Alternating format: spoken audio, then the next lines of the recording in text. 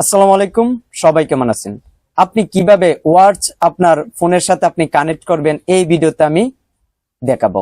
আজকাল আমাদের অনেকেরই এই ধরনের ঘড়ি রয়েছে, তবে কিভাবে ফোনের সাথে কানেক্ট করতে হয় আমরা অনেকেই জানি না।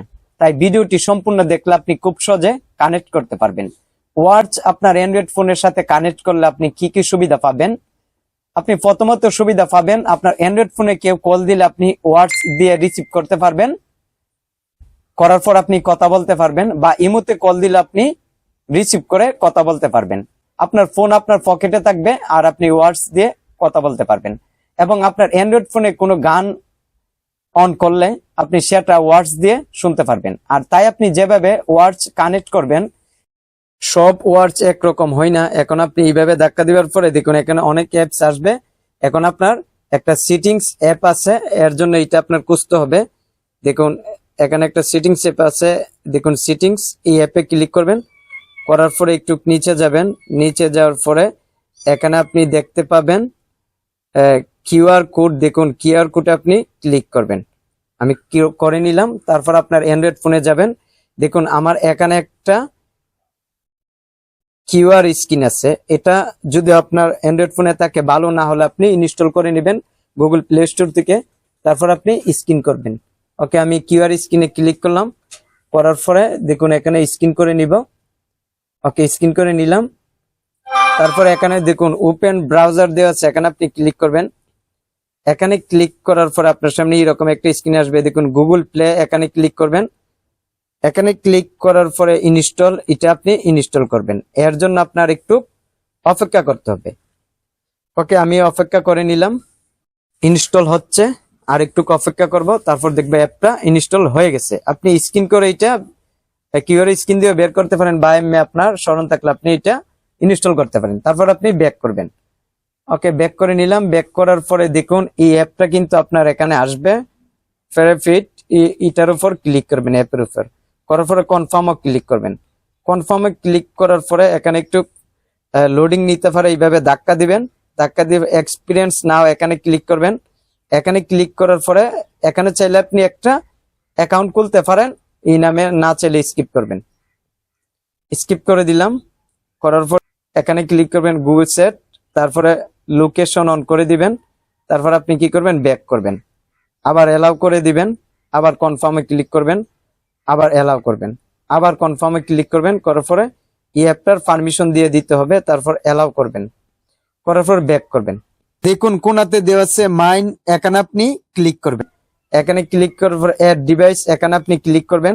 করার পরে ওপেনে ক্লিক করবেন। করার পরে আবার এলাও করবেন। এলাও করার পরে আপনি একটু অপেক্ষা করবেন।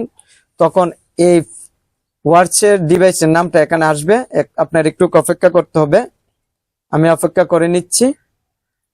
একটু অপেক্ষা করলেই দেখবেন এই আপনার ঘড়িটা যে নামের এই মডেলটা আসবে। এর জন্য আপনার একটু অপেক্ষা করতে হবে। এখানে সার্চ ডিভাইস লেখা এসেছে।